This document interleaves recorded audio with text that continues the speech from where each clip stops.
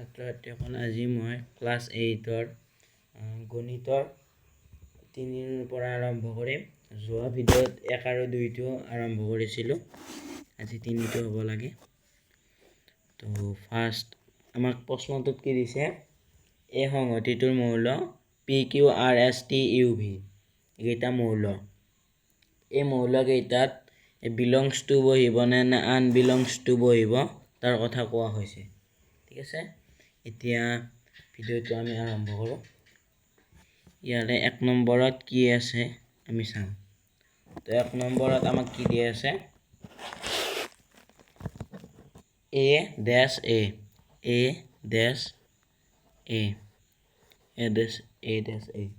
অৰ্থাৎ এই সংহতিটোত এই মৌল আছে নাই আমাক চাব দিছে। ইয়াত এই মৌল নাই, PQRSTUV লৈ আছে, তো আমাৰ ইয়াত এই মৌল নাই, সেয়েহে বিলংছ টু নবহি আনবিলংছ বহিব। ঠিক আছে, 2 নম্বৰটো লৈ গৈছোঁ, P dash A। এই সংহতিটোত P মৌল আছে নাই, আছে আমাৰ P প্ৰথমতে আছে, এইটো P, সেয়েহে ইয়াত হ'ব বিলংছ টু। এবাৰ 3 নম্বৰ কুৱেশ্যনলৈ গৈছোঁ। 3 নম্বৰটো কি আছে, X dash A, ইয়াত বহিব আনবিলংছ, অৰ্থাৎ এই সংহতিটোত X মৌলটো নাই। ঠিক আছে, আকৌ 4 নম্বৰলৈ আহিছোঁ। 4 নম্বৰ আছে আমাৰ R belongs A, belongs two হ'ব ইয়াত, ডেছটোত আমাৰ ডেছৰ ঠাইত আমাৰ বিলংছ টু হ'ব, কাৰণ এই সংহতিত R মৌলটো আছে, এইটো R মৌল। ঠিক আছে, 5 নম্বৰটো লৈ গৈছোঁ, 1 dash A, I dash A।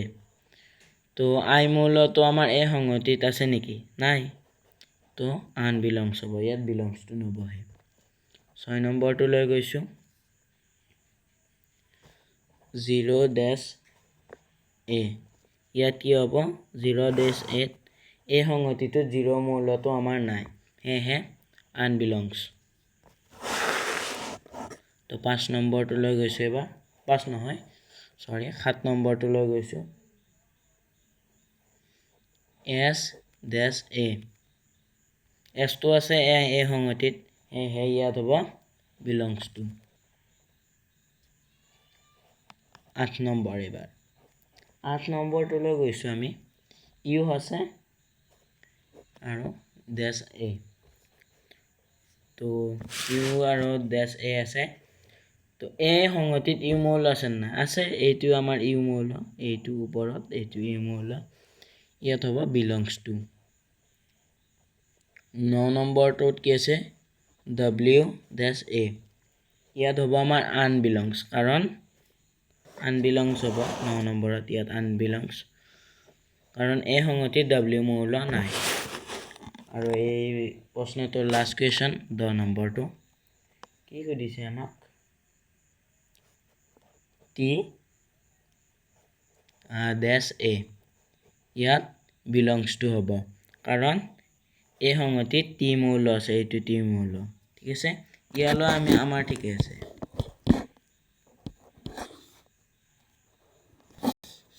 তো এবাৰ নেক্সট 4 নম্বৰটোত আমাক সত্য নে অসত্য সুধিছে। তো ফাৰ্ষ্ট কুৱেশ্যনটো কি আছে, 0 belongs to n, n হৈছে, n মানে কি এইটো মনত ৰাখিবা, n মানে হৈছে স্বাভাৱিক সংখ্যা। স্বাভাৱিক সংখ্যাত 0 আছে নেকি, নাই, এইটো কি অসত্য, মানে এইটো নহয়। তো নেক্সট কুৱেশ্যনটো লৈ গৈছোঁ, নেক্সট কি আছে, 0 belongs to R, আৰত আমাৰ R মানে হৈছে কি ৰিয়েল নাম্বাৰত আমাৰ 0 পৰে। ঠিক আছে, এইটো সত্য হ'ব আমাৰ। 3 নম্বৰটো কি আছে, -1 belongs to n, n মানে কি আছিল আমাৰ, ইয়াত z হয়, z মানে কি অখণ্ড সংখ্যা, -1 এটা অখণ্ড সংখ্যা হয়, অৰ্থাৎ মাইনাছ থকা সংখ্যা হয়, এইটো এটা সত্য আমাৰ। নেক্সট 4 নম্বৰটো 3 ভাগৰ 2 আছে, বিলংছ টু Q, অৰ্থাৎ পৰিমেয় সংখ্যা, হয়নে নহয় এইটো পৰিমেয় সংখ্যা p বাই q আকাৰত আছে এইটো আমাৰ পৰিমেয় সংখ্যা হয় এইটো আমাৰ সত্য হ'ব আৰু 5 নম্বৰটোলৈ গৈছো 5 নম্বৰটো -4 5 ভাগৰ -4 আছে belongs to r r মানে ৰিয়েল নাম্বাৰ তো এইটো সত্য হয় আমাৰ সত্য তাৰ পিছত আমি 6 নম্বৰটোলৈ গৈছো নেক্সট বৰ্গমূল চিন আছে 2 আৰু belongs to q এইটো এটা আমাৰ পৰিমেয় সংখ্যা এইটো আমাৰ নহয় অসত্য হ'ব ঠিক আছে পাই ইয়াত 7 নম্বৰটো r নহয় দে r বুলি নাভাবিবা 7 নম্বৰটো হৈছে পাই তো 7 নম্বৰটো আমাৰ পাই এইটো পাই ঠিক আছে এইটো পাই